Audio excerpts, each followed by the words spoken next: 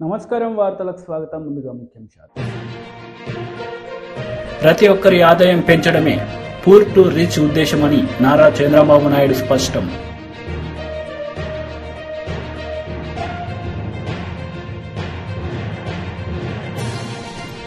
ఘనంగా brother Anil YS Sharmila కుమారుని వివాహం. హాజరైన ముఖ్య నేతలు.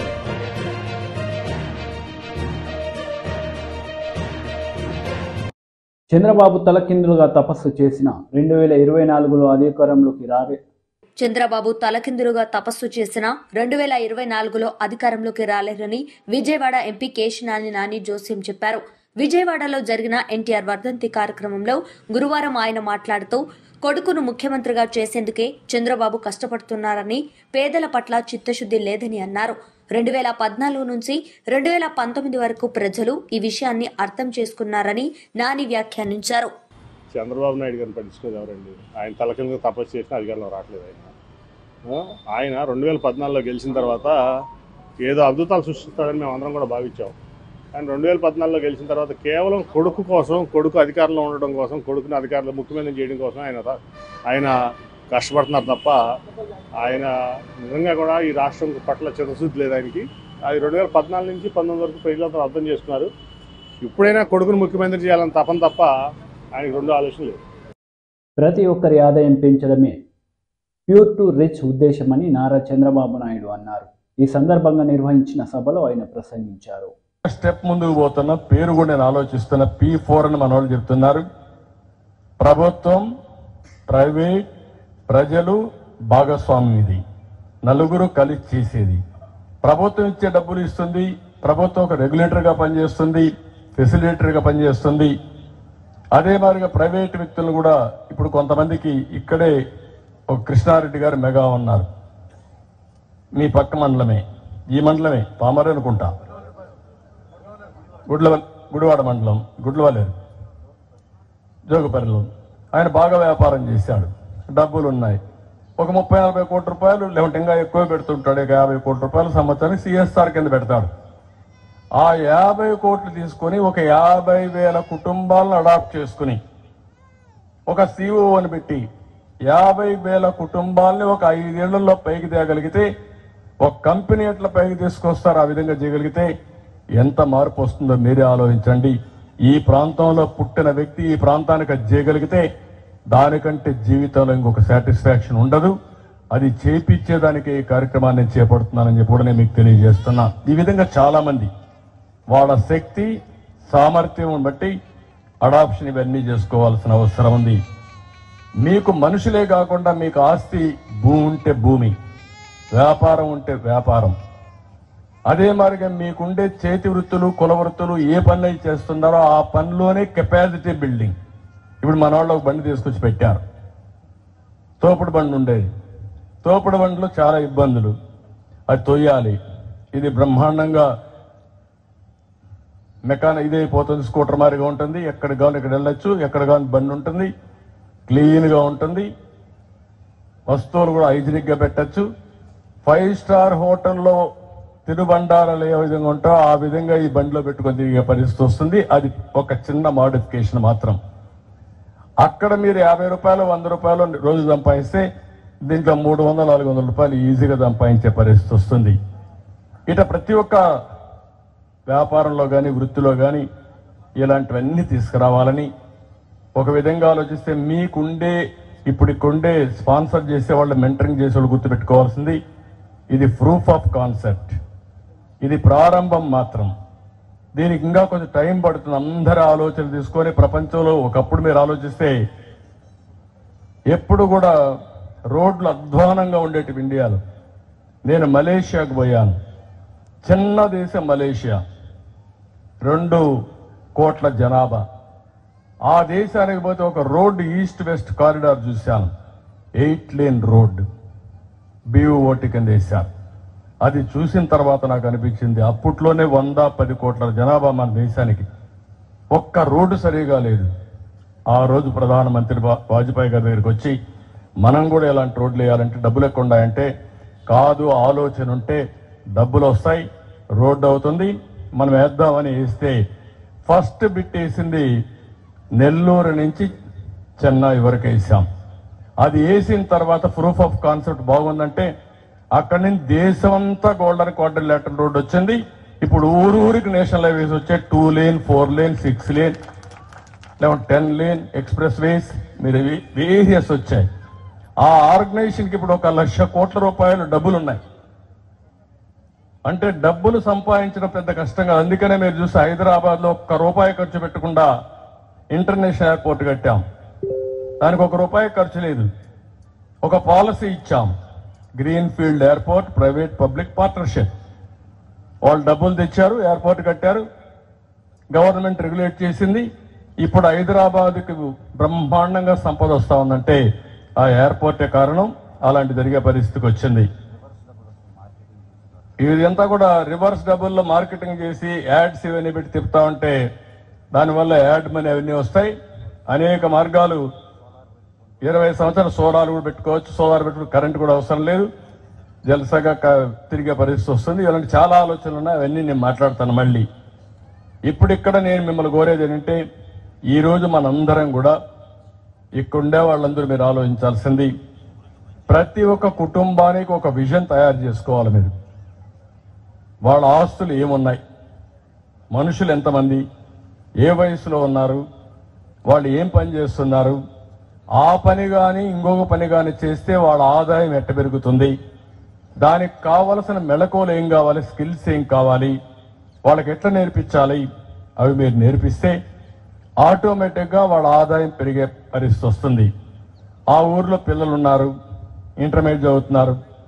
ఇంటర్మీడియట్ అయిన తర్వాత ఏం చదివిస్తే ఉపయోగపడుతుందో, ఏ కాలేజ్ చదివించాలో మీరు ప్లాన్ చేసి మీ పిల్లల్ని ఏ విధంగా చదివిస్తారో అదే విధంగా ఈ పిల్లల్ని మీరు చదివించగలిగితే అక్కడి నుంచి మీరే చూడండి మార్పు ఇంకా ఆటోమేటిక్గా వస్తుంది. అది జరగాలి. ఇది అయిన తర్వాత ఎందుకు ఎన్టీఆర్ మెమోరియల్ ట్రస్ట్ నేను పెట్టానంటే, ఎన్టీఆర్ మెమోరియల్ ట్రస్ట్ కోఆర్డినేట్ చేస్తాం, మీకు పోటీ పెడతాం, మంచి వ్యక్తుల్ని సన్మానం చేస్తాం, మళ్ళా ఈ ఊర్లో చేస్తాం, అవసరమైతే రాజధానిలో చేస్తాం. ఎప్పటికప్పుడు మిమ్మల్ని గుర్తించి మీరు చేసిన సేవల్ని, మీరు చేసే పనుల్లో బెస్ట్ ప్రాక్టీసెస్ ని బయట ప్రపంచానికి. బ్రదర్ అనిల్ వైఎస్ షర్మిల కుమారుని వివాహం ఘనంగా జరిగింది. ఈ వివాహానికి పలువురు నేతలు హాజరయ్యి వధూవరులను ఆశీర్వదించారు.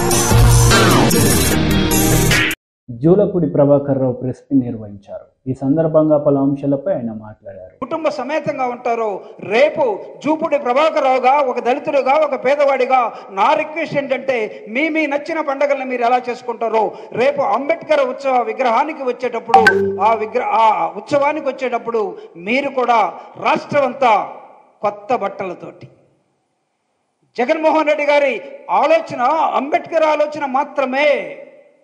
ఈ దేశం అంబేద్కర్ని అనుసరించబోతా ఉన్నది. ఈ దేశం అంబేద్కర్ని అనుసరించకపోతే ఈ దేశానికి ఇబ్బందులు వస్తాయి. పాలకులందరూ కూడా అంబేద్కర్ ఆలోచనలోకి రావాలని చెప్పే ఒక రణ నినాదాన్ని జగన్మోహన్ రెడ్డి గారు రేపు ఇక్కడ ఉంచబోతున్నాడు. ఆ రణ నినాదాన్ని అందుకోవటం కోసం నేను ఇందాక ఇప్పటిదాకా కొన్ని వేల లక్షల కోట్ల విగ్రహాలు అక్కడక్కడ ఊరి బయట పల్లెల్లో పెట్టుకున్నటువంటి మనం ఆ విగ్రహాలు మొత్తానికి ఒక పవర్ సెంటర్గా, ఒక పెద్ద విద్యుత్ కేంద్రంగా నగరం విజయవాడ నడి ఒడ్డున స్వరాజ్య మైదానంలో ప్రతి ఒక్కడు తలెత్తుకొని చూసే విధంగా, తల దించి చూస్తే కనపడదు. ఇష్టం లేని వాళ్ళు కూడా తలెత్తి చూడాల్సిందే. తలెత్తినప్పుడల్లా చూసేది అంబేద్కర్ని, గుర్తొచ్చేది జగన్మోహన్ రెడ్డి గారు. ఇదిగో 1000 ఏళ్ల ఉద్యమానికి ప్రారంభంగా ఈ విగ్రహాన్ని చూడమని నేను కోరుతున్నాను. ఇంతకాలం ఉద్యమాలు జరిగాయి సమానత్వం కోసం, స్వేచ్ఛ కోసం, ఫ్రెటర్నిటీ కోసం, ప్రజాస్వామ్య విలువల కోసం. కానీ ఈ విగ్రహ ఆవిష్కరణ మరుసనాడు నుంచి ఇంకొక 1000 ఏళ్ల ఉద్యమానికి జగన్మోహన్ రెడ్డి గారు అంకురార్పణ చేస్తున్నాడు. డాక్టర్ బాబాసాహెబ్ అంబేద్కర్ మాత్రమే ఈ సమాజానికి, ఈ దేశానికి శరణ్యం. ఆయన ఇచ్చినటువంటి రాజ్యాంగం మాత్రమే మనం పాటించి సమానత్వం తీసుకురావాల్సిన ఆవశ్యకత ఉన్నదని జగన్మోహన్ రెడ్డి గారు ముఖ్యమంత్రిగా చెప్పబోతున్న అనేకమైన అంశాలను వినటం కోసం, తర్వాత ఆయన్ని మనం చూడటం కోసం మాజీ మంత్రి శ్రీనివాస్ గౌడ్ మీడియా సమావేశం నిర్వహించారు. ఈ సందర్భంగా పలు అంశాలపై ఆయన మాట్లాడారు. ఎక్కువ సంతోషపడే వ్యక్తులు ఎవరు లేరు. కేసీఆర్ కన్నా ఎక్కువ సంతోషపడే వ్యక్తి ఎవరు లేరు. మాకన్నా ఎక్కువ సంతోషపడే వ్యక్తులు కూడా ఎవరు లేరు. కనుక మరి అవన్నీ పార్లమెంట్ ఎన్నికలను దృష్టి పెట్టుకొని పార్టీని బలోపేతం చేసుకుంటూ పార్టీ కార్యక్రమాలు నిర్వహించుకుంటూ మరి వచ్చే పార్లమెంటు ఎన్నికల్లో మన వ్యూహాలను ఒక్కొక్కటి ముందుకు తీసుకెళ్తూ ఒక్కొక్క హామీలు ఒకవేళ నోటిఫికేషన్ లోపలనే హామీలు నెరవేరితే సంతోషం, నెరవేరకపోతే ఎట్లా ప్రభుత్వాన్ని మనం ఎట్లా అని చెప్పి ఆ దిశగా మనం ముందుకు పోవాల్సిన అవసరం ఉంది. కనుక ఈరోజు మా ఎంపీ గారు కూడా గత 5 సంవత్సరాలుగా వారు ఒక సౌమ్యంగా పనిచేసి మరి వారు 5 సంవత్సరాలు వారు కూడా అనేక సమస్యలు పార్లమెంటు వేదికగా వారు ఎన్నో సమస్యలు అడగడం జరిగింది. మరి మా ఎమ్మెల్యేలు అందరూ కూడా ప్రతి నియోజకవర్గంలో ఇంత అభివృద్ధి చేసినా, ఇన్ని అభివృద్ధి కార్యక్రమాలు నిర్వహించినా మరి ఆ వేవ్ అనేది, గాలి అనేది అట్లా వచ్చేసింది. ఆ వేవ్లో పక్కల కర్ణాటక ఎలక్షన్ కావడం, అక్కడ ఏం జరుగుతుందో హామీలు నెరవేరినాయా లేదా అని తెలుసుకోకపోవడం, మీరు ఇచ్చిన హామీలు జరుగుతాయనేటువంటి నమ్మకం రావడం, రకరకాల కారణాల వల్ల మరి ప్రజలు కాంగ్రెస్ పార్టీకి ఓటు వేయడం, మరి 9 రోజుల్లో చేస్తున్నాయి ఇప్పుడు కాకపోవడం ప్రజలకు అర్థమవుతోంది. కనుక ఖచ్చితంగా ఇవన్నీ ప్రజల దృష్టికి తీసుకొచ్చి అత్యధిక మెజార్టీతో పార్లమెంటు సభ్యునిగా గెలిపించుకోవడం దిశగా ముందుకు పోవాలని చెప్పి రాష్ట్రం మొత్తాన్ని కూడా కేసీఆర్ గారు పిలిపించారు. కనుక ఈరోజు సమీక్ష సమావేశం నిర్వహించడం జరిగింది. తదుపరి కార్యక్రమం ఎట్లా చేయాలని చెప్పనేది మా కేసీఆర్ గారి ఆదేశాల మేరకు మా కార్యనిర్వాహక అధ్యక్షుడు కేటీఆర్ గారు సందేశాన్ని ఇస్తారు. ఖచ్చితంగా మంచి చేస్తే, ఇవన్నీ హామీలు నెరవేరిస్తే స్వాగతిస్తాం. ఖచ్చితంగా మేము తెలంగాణ అభివృద్ధి కావాలని తెలంగాణ తెచ్చుకున్నాం. వివక్ష లేకుండా నీళ్లు, నిధులు, నియామకాలతో పాటుగా తెలంగాణ అన్ని రకాల అభివృద్ధి కావాలని అనుకున్నాం. ఈరోజు కాంగ్రెస్ పార్టీ ఇవన్నీ చేస్తామంటే, ఇచ్చిన హామీలను నెరవేరిస్తే అందరికన్నా ఎక్కువ సంతోషపడే వ్యక్తులం మేం. మరి అవి ఎంతవరకు నెరవేరుస్తో చూసి దాని తర్వాత నెక్స్ట్ మా నాయకుని ఆదేశాల ప్రకారం చేస్తాం. కనుక ఈరోజు అందరూ ఎంతో ఉత్సాహంగా 7 నియోజకవర్గాల్లో మాజీ శాసనసభ్యులతో పాటుగా ముఖ్య నాయకులందరూ కూడా వచ్చి మరి వారి వారి సూచనలు, సలహాలు పార్టీ బలోపేతం చేయడానికి మరి అనేక సూచనలు ఇవ్వడం జరిగింది. కనుక ముఖ్యమంత్రి గారితో అన్ని నియోజకవర్గాలు అయిపోయిన తర్వాత మళ్ళీ నెక్స్ట్ ఏం చేయాలనే కార్యక్రమాన్ని వారి ఆదేశాల మేరకు ముందుకు తీసుకెళ్తామని చెప్పని మరి వచ్చిన పెద్దలందరికీ మనస్ఫూర్తిగా MLA Kodali Nani press meet నిర్వహించారు. ఈ సందర్భంగా చంద్రబాబు నాయుడుపై మండిపడ్డారు. ఇంకా 100, 150, 200 కోట్ల రోడ్ల అవసరాలకు ఉన్నాయి. ఆ రోడ్లు తప్పించి ఇంకా గుడివాడ నియోజకవర్గంలో నిర్మాణం చేయడానికి ఎటువంటి కార్యక్రమాల్లో డీబీటీ స్కీముల కింద 2,000 కోట్ల రూపాయలు ప్రభుత్వం నుంచి ఇచ్చాం. ఇళ్లకు 1,200 కోట్ల రూపాయలు ఇచ్చాం. ఫ్లైఓవర్లకు 300 కోట్ల రూపాయలు ఇచ్చాం. బస్టాండ్కి 25 కోట్ల రూపాయలు, హాస్పిటల్కి 25 కోట్ల రూపాయలు, 300 కోట్ల రూపాయలతో రోడ్లు నిర్మించాం. దాదాపు 2,000 కోట్ల రూపాయలు తీసుకొచ్చి అనేక సంక్షేమ అభివృద్ధి కార్యక్రమాలు చేసినటువంటి ఘనత జగన్మోహన్ రెడ్డి గారిది మాది. నీ 420 మాటలో, నీ దొంగ మాటలో 14 ఏళ్ళు ఎవరి సంఖ్య నాకు ఎవరు నువ్వు? ఎందుకు వేయలేవు ఫ్లైఓవర్లు? ఎందుకు 1 ఎకరం ల్యాండ్ కొనలేకపోయావు? పేదలకు ఇళ్ళు ఇవ్వటానికి ఎందుకు హాస్పిటల్ నిర్మాణం చేయలేకపోయావు? ఎందుకు బస్టాండ్ నిర్మాణం చేయలేకపోయావు? ఎందుకు కాలువలకి రివిట్మెంట్ వాల్స్ ఎందుకు కట్టలేకపోయావు? రోడ్ల నిర్మాణం ఎందుకు చేయలేకపోయావు? 14 సంవత్సరాల్లో చేయలేనటువంటి సవటవే, దద్దమ్మవే, సన్నాసివి. మళ్ళీ ఇప్పుడు నువ్వు గెలిపితే గుడివాడ గురించి నువ్వు చేస్తావా? టిట్కోయిలు నీ బాబు కట్టించాడా ఖర్జూర్ నాయుడు గారు? టిట్కో ఇళ్ళు స్థలం కొంద రాజశేఖర రెడ్డి గారు ఇక్కడ ఉన్నటువంటి లబ్ధిదారుల దగ్గర డబ్బులు వసూలు చేశాడు 80 కోట్ల రూపాయలు. 44 కోట్ల 45 కోట్ల రూపాయలు కాంట్రాక్టర్లకు ఇచ్చి పునాదులు వేసి వెళ్ళిపోయినటువంటి నీచుడు చంద్రబాబు నాయుడు. 850 కోట్ల రూపాయలు దాని మీద ఖర్చు పెట్టింది మేము. టిట్కో ఇళ్లలో లబ్ధిదారులు ఇచ్చినటువంటి 1,00,000 రూపాయలు ఇస్తే దానికి 50,000 రిటర్న్ ఇచ్చాం. 50,000 ఇచ్చిన వాళ్ళకి 25,000 రిటర్న్ ఇచ్చాం. 25,000 కట్టి ఇచ్చినటువంటి 2,000 ఇళ్ళకి ₹1 తీసుకుని మిగిలిన అమౌంట్లు వెనక్కి ఇళ్ళు ఇచ్చినటువంటి ముఖ్యమంత్రి జగన్మోహన్ రెడ్డి గారు. నువ్వు కనీసం అక్కడ 8,992 ఇళ్ళు మొదలు పెడతానని ఫస్ట్ ఫేజ్ అని చెప్పి దొంగ మాటలు చెప్పి 420 నా కొడుకులాగా 3,400 ఇళ్ళు పునాదులు వేసి 1,200 ఇళ్ళు 20% పైన కట్టాడు. 1,200 ఇళ్ళు 40 కోట్ల రూపాయలు కాంట్రాక్టర్కి ఇచ్చాడు. 85 కోట్ల రూపాయలు ఇక్కడ లబ్ధిదారులకు డబ్బులు వసూలు చేశాడు. ల్యాండ్ కొందేమో రాజశేఖర రెడ్డి గారు, డబ్బులు వసూలు చేసినేమో ఈ 420 గాడు. అది మొత్తం అన్న ఇచ్చాడంటే కాంట్రాక్టర్లు దాంట్లో సగం డబ్బులు కూడా ఇవ్వాలి. ఆ లబ్ధిదారుల దగ్గర తీసుకున్న డబ్బు వెనక్కి ఇచ్చింది వైసీపీ గవర్నమెంట్ జగన్మోహన్ రెడ్డి గారు. 850 కోట్ల రూపాయలు గవర్నమెంట్ డబ్బు మేము ఖర్చు పెట్టి రోడ్లు వేసి ఇవన్నీ చేసి మేమిస్తే సిగ్గు లేకుండా వెధవ జగన్మోహన్ రెడ్డి గారికి పుట్టినటువంటి బిడ్డకి వీడి పేరు పెట్టుకుని నేను కట్టానని చెబుతున్నాడు. వీడు అసలు మనిషేనా? 75 ఏళ్ళు వచ్చి ఎందుకు సిగ్గులేని జన్మ నీది ఒక జన్మేనా? 1 ఎకరం ల్యాండ్ కొన్నావా నేను రాజకీయాలు వదిలేసి వెళ్ళిపోతా, లేకపోతే నువ్వేం చేస్తావు చెప్పు. 1 ఎకరం నీటి అవసరాల కోసం కొన్నావు. మేము 216 ఎకరాలు కొన్నాం. జగన్మోహన్ రెడ్డి గారు, రాజశేఖర రెడ్డి గారు ఆధ్వర్యంలో నేను శాసనసభ్యుడిగా ఉండగా 375 ఎకరాలు ల్యాండ్ ఇళ్ల పట్టాల కోసం కొన్నాం. ఫిల్లింగ్ చేసాం, రోడ్లు వేసాం, కరెంట్ వేసాం, సబ్స్టేషన్లు వేసాం, మంచినీళ్ళ పైప్ లైన్లు వేసాం, ఇళ్ళు నిర్మాణం చేసి ఇచ్చాం. సిగ్గులేదు వెధవా మాట్లాడతాకే? ఎందుకు పుట్టావో నీకు అర్థమవుతుందా? మనిషి జన్మ ఎత్తగానే సరిపోద్ది. అబద్ధాలు అబద్ధాలు అబద్ధాలు అబద్ధాలు. నీ ఏం జన్మరా బాబు నీది? 420 గాడు ఆ రోజు ఎన్టీ రామారావుని గంజాయి మొక్క అన్నాడు. ఎన్టీ రామారావు ఉంటే రాష్ట్రం నాశనం అయిపోద్ది అన్నాడు. ఆయన పార్టీ అధ్యక్షుడు కూడా పనికిరాదు అన్నాడు. ఈ ప్రాంతంలో పుట్టినటువంటి శాసనసభ్యుడు, ఈ ప్రాంతంలో పుట్టినటువంటి వ్యక్తి ఎన్టీ రామారావు పదవి తీసి వీడు ముఖ్యమంత్రి పందికొక్కలాగా చెప్పాడు. ఆయన పార్టీని ఆయన తొలగించి వీడు పార్టీ అధ్యక్షుడు అయ్యాడు. ఆయన్ని టైప్ చెప్పాడు గంజాయి, తెలుగుదేశం పార్టీలో గంజాయి ఇవ్వను ఎన్టీఆర్ అని చెప్పి. వార్తలు ముగించే ముందు ముఖ్యాంశాలు మరోసారి. ప్రతి ఒక్కరి ఆదాయం పెంచడమే పూర్ టు రిచ్ ఉద్దేశమని నారా చంద్రబాబు నాయుడు స్పష్టం.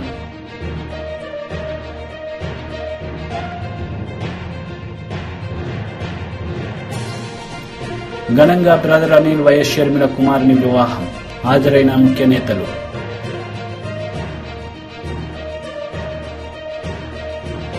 ఈ వార్తలు ఇంతటితో సమాప్తం. తిరిగి ప్రసారమయ్యే వార్తలు మళ్ళీ కలుద్దాం. అంతవరకు సెలవు. నమస్తే.